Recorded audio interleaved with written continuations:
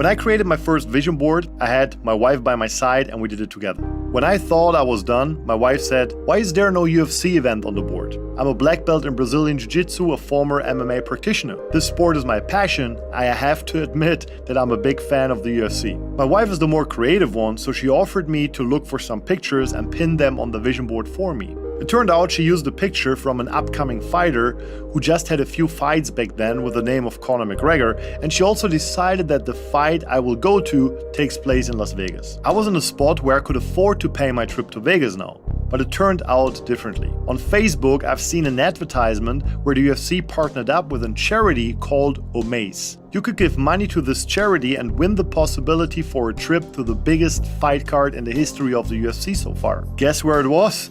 And guess who was fighting? It was Conor McGregor versus Khabib Nurmagomedov in the T-Mobile Arena in Las Vegas. Tickets were sold out already, so I thought I'll give it a try. 2 weeks later, I received a phone call when I was giving a seminar. They asked me a lot of questions, and at the end they told me that I won.